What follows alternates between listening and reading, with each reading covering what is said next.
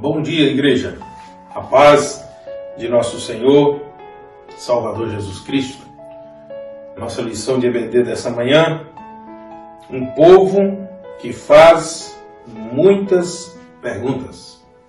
Terminando essa revista já, Reflexões Bíblicas, nos diz o autor nessa semana algumas coisas pertinentes também. Ele abre com muitos assuntos, e um pequeno resumo do que ele diz na introdução, que eu separei. Os bereanos, como os mineiros, não aceitavam tudo sem primeiro investigar a origem das coisas e a razão de ser das mesmas.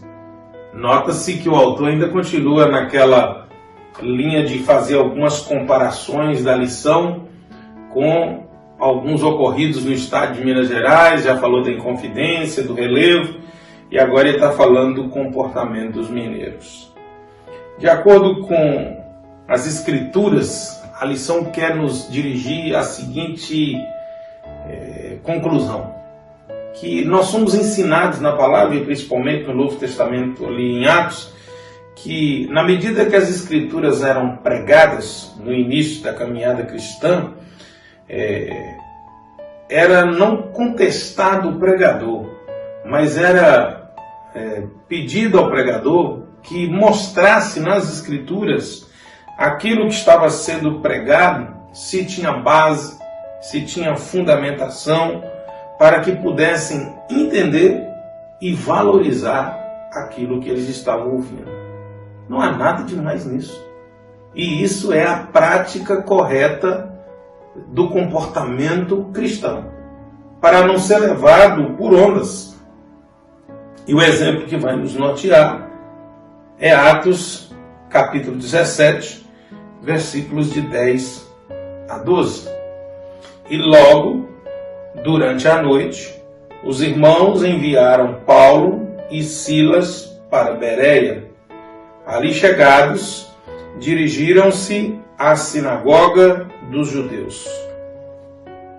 Ora, estes de Bereia eram mais nobres do que os de Tessalônica, pois receberam a palavra com toda a avidez, examinando as Escrituras todos os dias, para ver se as coisas eram de fato assim. Com isso, muitos deles creram, mulheres gregas de alta posição social e muitos homens. Nós precisamos entender o que está sendo dito aqui. A pregação do Evangelho, ali no Novo Testamento em Bereia, encontrou um público que dialogava. E aqui, quando diz mulheres gregas de alta posição, significa mulheres de cultura, de formação acadêmica, que eram conduzidas pelo pensamento das respostas, e não simplesmente pela simples declaração que é milagre, que é mistério, que é aceite. O autor até nos lembra que durante algum tempo nós fomos ensinados dessa forma.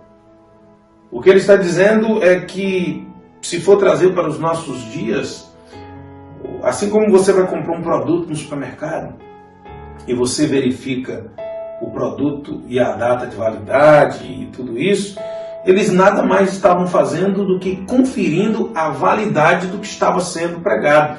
E a validade do que estava sendo pregado precisava estar de acordo com as Escrituras. Querido, a igreja aos poucos foi perdendo essa prática salutar. A igreja aos poucos foi perdendo essa disciplina séria e passou a ser conduzido por achismos. Embarcar em ondas é o que nós chamamos lá na academia de efeito manada, todo mundo correndo atrás de uma coisa só. Ele até lembra o autor de algo que já falei com vocês a respeito da raiz da palavra sincera na língua grega.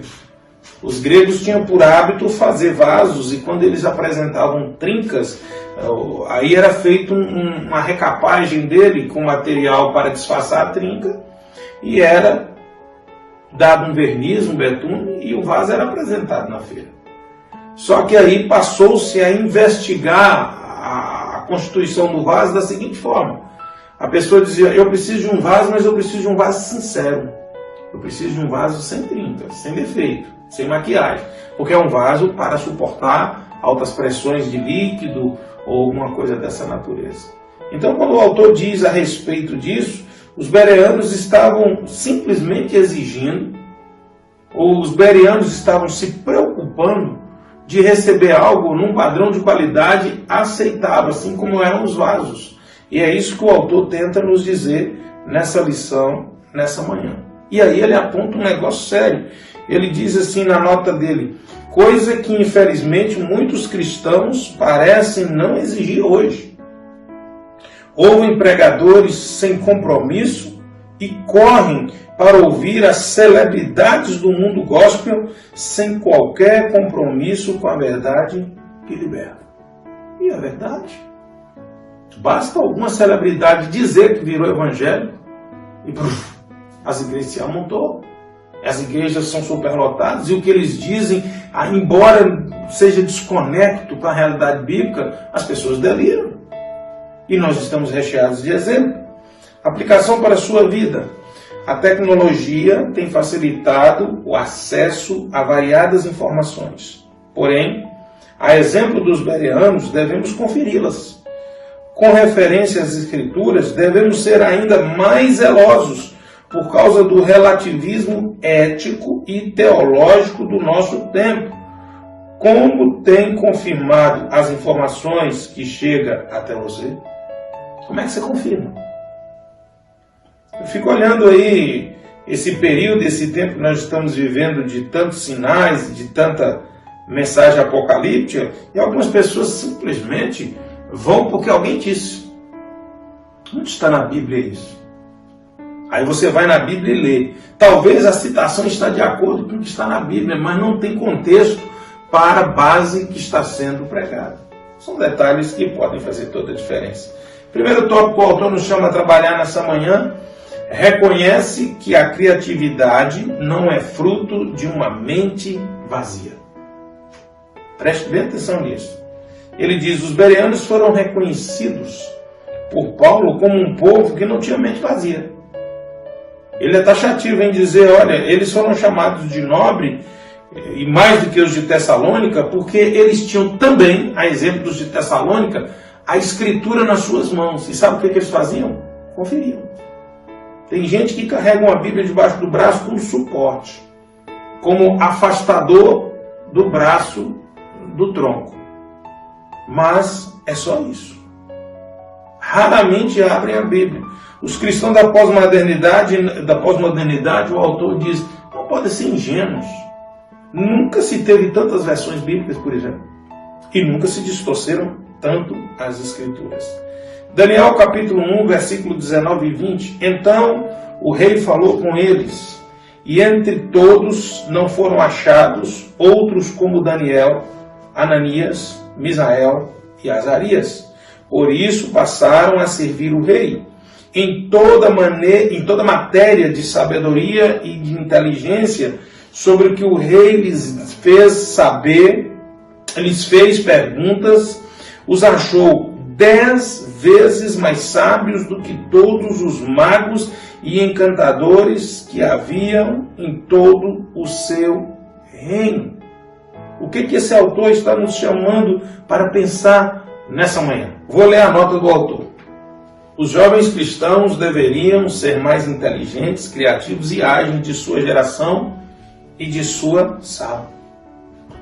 Para isso, porém, é preciso ter compromisso de Daniel e seus amigos. Daniel e os seus amigos não eram sábios só porque eram sábios. Eram sábios porque estudavam. Eu sou crente, eu vou orar passando no vestibular. Você está estudando? Eu sou crente, eu vou orar passando no concurso. Você está estudando? Você acha que Deus é desleal? Vai pegar uma pessoa só porque ele não é crente, está estudando, dedicando 8, 10 horas por dia e vai deixar você passar na frente dele, vai te dar uma sabedoria. Não existe isso. Então nós precisamos ter compromisso. Mas o grande problema que o autor aponta, e que é uma realidade, nós temos um problema muito sério. Nós temos uma geração chamada de geração facilidade. E o grande culpado dessa geração são os pais, que facilitam tudo para os filhos. Eles não sabem hoje o valor de conquistar quase nada, porque bastou espernear, bastou ficar de cara virada para o pai ceder, e eu digo pai, digo os dois, e dá tudo. E vão concedendo tudo. Eles não sabem o valor de conquistar mais as coisas. Eu me lembro que quando eu comecei a conquistar minhas primeiras coisas trabalhando com o engraxate, como eu dei valor naquilo. Com 14 anos eu estava na rua engraxate. Não estou dizendo que seu filho tem que ir para a rua engraxate. Eu estou dizendo que hoje é muito fácil. As crianças hoje ganham de presente iPhone. 12 mil reais. Então, se 12 mil reais chega tão fácil no meu aniversário, por que eu devo me preocupar com as outras coisas? Geração facilidade. Aplicação para a sua vida. O conhecimento e criatividade são frutos de muita leitura e pesquisa. Criatividade não é resultado de um momento mágico. Dedique-se. Busque. Tem que buscar. Segundo ponto que o autor nos chama a meditar nessa manhã. Reconhece que possui um espírito inquiridor que busca as coisas. Nota do autor aqui na revista. Crescemos em uma cultura cristã que nos impediu de perguntar, pois perguntar não era visto como busca da verdade ou como forma de compreendê-la, mas incredulidade. Lembramos disso. Na Idade Média, tudo era mistério. E se você perguntasse, você estava pecando contra a igreja. Sabemos que a reforma protestante foi justamente para romper com essas coisas. Atos, capítulo 8, versos de 30 a 31. E correndo Filipe ouviu que lia o profeta Isaías e disse: entendes tu que lês? E ele disse: como poderei entender se alguém não me ensinar? E rogou a Filipe que subisse com ele e se assentasse. É o episódio do tesoureiro da rainha de Candace. Alguém ensinou, ele tinha dúvidas, ele perguntou. E aí o autor nos chama na seguinte nota: os bereanos, com a atitude que tiveram, estavam perguntando: o que você, Paulo, está nos apresentando é a verdade? É. O que você está pregando encontra respaldo bíblico? É. Onde está na Bíblia? Meu querido, se os crentes fizessem essas três perguntas, dificilmente eles seriam envolvidos. Dificilmente eles seriam ludibriados, enganados. Só os ditadores ou os heréticos que querem construir alguma coisa se sentem ameaçados quando alguém lhe pergunta alguma coisa dentro da palavra. Só, porque se conhece a palavra, não há o que temer. E a igreja não pode perder esse espírito inquiridor. Olha, eu queria entender isso aqui na Bíblia. Agora, é lógico que nós não podemos confundir isso com outra coisa. Aqueles que querem fazer perguntas capciosas, como faziam os fariseus a Jesus, para gerar pegadinhas ou para tentar encontrar a base para os seus desvios. Perguntas do tipo: na Bíblia tem escrito não fumarás? Não. Então a Bíblia não proíbe fumar. Então isso aí são pegadinhas, nós sabemos disso. Mas a vontade real de aprender, o espírito inquiridor, ele é salutar, faz bem à igreja. E aqueles que distorcem as escrituras, aqueles que pensam que ludibriando e inventando alguma coisa eles são espertos, a Bíblia diz o que eles são. 2 Pedro, capítulo 3, versos de 15 a 16. E considerem a longanimidade do nosso Senhor como oportunidade de salvação. Como também o nosso amado irmão Paulo escreveu a você segundo a sabedoria que lhe foi dada, ao falar a respeito desses assuntos, como de fato costuma fazer em todas as suas cartas, nelas há certas coisas difíceis de entender, que aqueles que não têm instrução e são instáveis deturparão, como também deturparão as demais escrituras, para a própria destruição deles. Então, meu querido, não entender um negócio na palavra, não inventa. Não inventa, pergunte. Eu não vou mensurar aqui não, mas volta e meia o irmão me manda um versículo. O pastor, eu não entendi essa passagem, como é que é isso aqui? Me explique. E eu fico feliz. Não, pastor, desculpa te incomodar. Não. Está perguntando a pessoa certa, seu líder. É a ele mesmo que você tem que perguntar. É melhor que você perguntar para o pipoqueiro na rua e ele falar dentro do achismo dele. Não estou desprezando a função de pipoqueiro. Entenda-me, por favor. Mas nós precisamos de ter essa consciência. Porque senão, queridos, nós seremos levados por ventos de doutrina. pessoas interesseiras, pessoas que posam de sabedores e de detentores da palavra e vão falar bobagem. Me lembro com toda tranquilidade, se você consultar a rede social, a internet, você vai encontrar um caso de um pastor que aconteceu lá no Nordeste brasileiro, que tinha 2 mulheres, porque ele entendeu a palavra adulterar como uma ordem de vai lá e adultera. E aí ele tinha 2 mulheres, e a própria esposa consentia. Isso aconteceu no Brasil, aqui no Nordeste. Me lembro do depoimento de pastores, isso foi até objeto de matéria no Fantástico da Globo na época. Então nós temos que ter muito cuidado. Nós devemos perguntar sim. Me lembro de uma placa que tem na estrada que dizia, não sei nem se tem mais, mas eu me lembro de uma placa que dizia, na dúvida não ultrapasse. E esse deve ser o princípio. Tem dúvida? Não faça. Terceiro ponto que o autor nos chama a pensar ainda nessa manhã. Reconhece que a capacidade de conferir nos protege e nos faz avançar. Olha que coisa interessante que já é o tópico que o autor apresenta agora.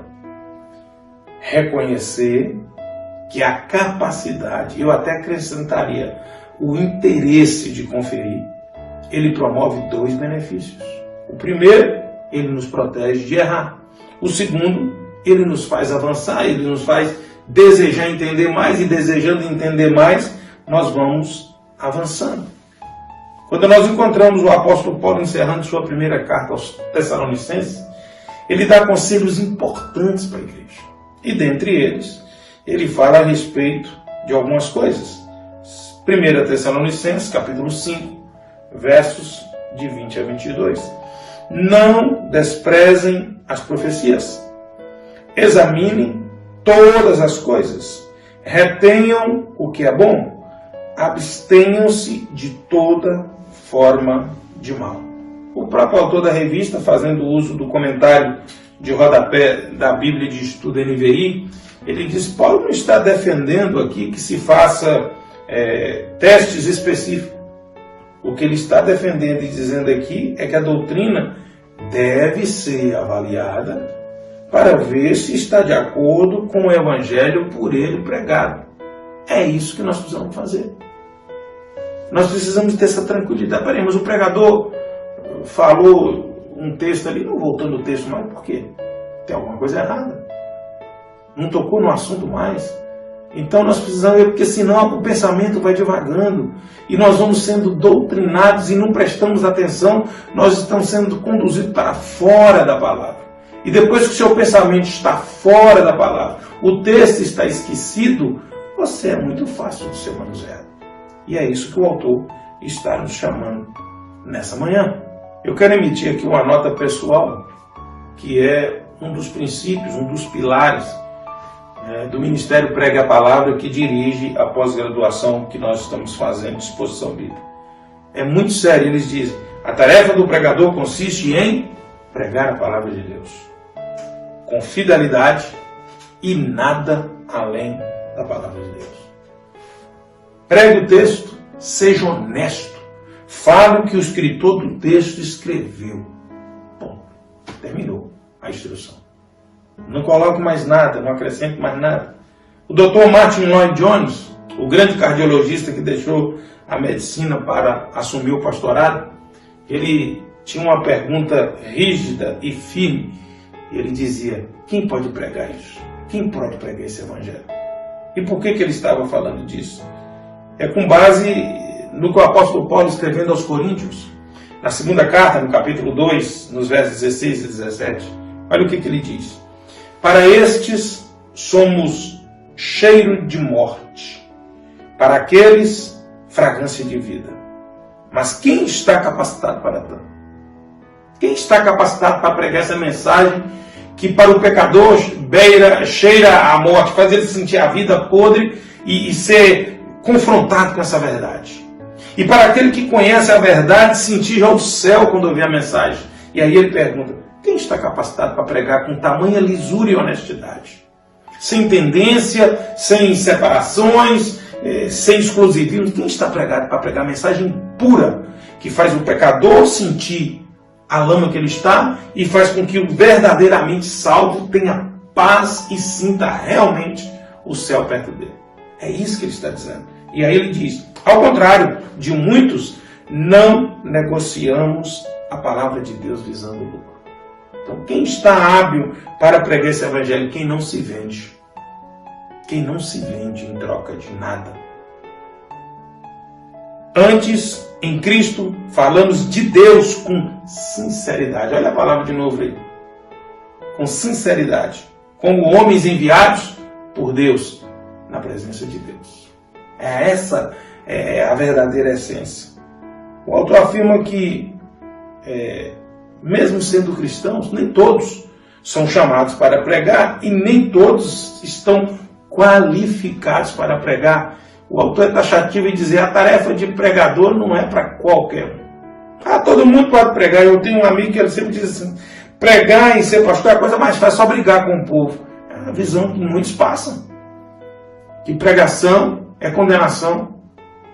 É só procurar culpados. Está errado.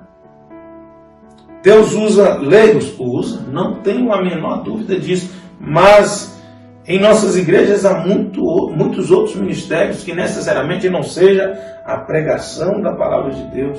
E eles podem servir com grande honra para o Senhor. Mesmo porque há uma prerrogativa na Bíblia para isso. 1 Timóteo capítulo 3, versículo 6. Que o bispo não seja neófito, para que, ensoberbecendo-se, não caia na condenação do diabo. Calma aí, pastor. Isso aí é para ordenar o bispo. Isso aí é para ordenar o pastor, sim. Mas o pastor vai ser o quê? Pregador.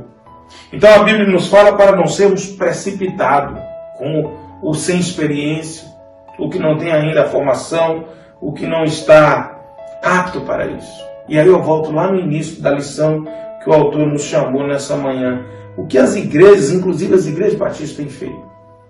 Basta que um ator famoso se converta, ele começa a fazer turnê pelas igrejas, e começa a pregar, e começa a falar coisas intuitivamente. Ou talvez algumas coisas que ele acumulou de ouvir, ou repetir coisas que ele aprendeu até na internet de alguém. É muito precipitado isso, queridos, porque a história tem nos mostrado verdadeiros fracassos. Pessoas que nada mais queriam do que garimpar no lucrativo mercado chamado gospel. Não estou julgando ninguém. Estou dizendo o que o autor nos diz nessa manhã. E vou ler as duas notas que o autor encerra a lição, para que não pese sobre mim nenhuma acusação de estar sendo particular. Olha aqui. Eu separei em 2 tempos a declaração do autor, e como nota 1 e nota 2. Primeira nota do autor. Eis uma questão para os membros de nossas igrejas conferirem, a fim de que a igreja possa prosperar. Ter cuidado com o púlpito, evitando ao máximo que pregadores que não tenham o devido conhecimento da palavra e de disciplinas que lhe possibilitem pregar com fundamentação bíblica ocupem os púlpitos. Aí eu te pergunto, o pastor tem todo cuidado com o púlpito, mas você não tem? Como assim, pastor? Você perde tempo ouvindo pregadores aí, televisivos, na internet, com verdadeiras heresias, e você, por não estar com a palavra aberta, não confere, acaba comendo coisa estragada. E entra numa verdadeira confusão. Nota 2 que eu separei do autor. Nós oramos sobre o que ouvimos na mensagem. E é verdade. O conteúdo da palavra de Deus explicada nos ensina como orar. Nós cantamos sobre o que aprendemos nas mensagens. Nós vivemos a vida cristã de acordo com o que ouvimos nas mensagens. Portanto, muitas das heresias que se dizem nas orações, que se entoam nas canções e que se vivem no dia a dia são provenientes dos púlpitos das igrejas. Se não é do púlpito da igreja que você frequenta, é do púlpito de uma outra igreja que você se detém diante dele. E aí você tem que tomar todo cuidado. A aplicação do autor para a sua vida. A centralidade da pregação é um princípio de igreja autenticamente cristã. Querido, eu termino com a observação do autor nessa manhã. Não tenha medo de estudar a palavra de Deus. Não compreendeu? Pergunte. Teve dúvida? Busque na palavra. Não foi suficiente? A sua busca não elucidou a dúvida? Procure seu pastor. Mas muito cuidado. Estamos vivendo um tempo em que pessoas com interpretações completamente equivocadas e até mentirosas, com dolo, com desejo de enganar e de passar para trás, faz com que pessoas marchem e aí elas têm grandes decepções. E tendo grandes decepções, elas se decepcionam com Deus como se Deus fosse o culpado, quando na realidade elas nunca foram apresentadas ao Deus do Evangelho e nem o Evangelho de Deus foi apresentado na vida deles. Isso é muito sério. E a gente precisa pensar nisso. Pense nisso nessa manhã. Diante de que você tem parado para ouvir? E mesmo que tenha parado para ouvir, você tem conferido se aquilo está de acordo com a palavra de Deus antes de permitir que aquilo faça morada no seu coração? E mais ainda, antes que você multiplique isso, porque se for uma inverdade, você se torna multiplicador dessa mentira. E aí você já não é mais cúmplice por estar na cena do crime. Você agora faz parte da quadrilha. Já é um segundo crime. Aí já é formação de quadrilha. Você já está ajudando a espalhar o crime. Veja como isso é sério na lei civil comum. Agora traga isso para a realidade espiritual. Entende como isso é sério? Eu gostaria de orar com você nessa manhã. Quero lembrar mais uma vez, se você já agendou, e acredito que a essa hora já tenha completado as reservas, mas se você agendou, nós temos ceia do Senhor hoje pela manhã e à noite, e se você não conseguiu mais espaço para agendar, quero lembrá-lo que providencie suco de uva na sua casa, pão, e hoje nós vamos celebrar juntos a ceia do Senhor. Amém? Que Deus abençoe a sua vida, um bom domingo, recebe a bênção em nome de Jesus. E agora que o amor de Deus, o nosso Pai, a graça insondável do Senhor e Salvador Jesus Cristo, a comunhão, a consolação, o poder, o revestimento do Espírito Santo de Deus, seja com a Igreja de Jesus, que agora se reuniu dessa forma, e com a Igreja do Senhor Jesus, que se encontra espalhada em toda a face da terra, hoje e eternamente. Bom domingo, fica com o Senhor, em nome de Jesus.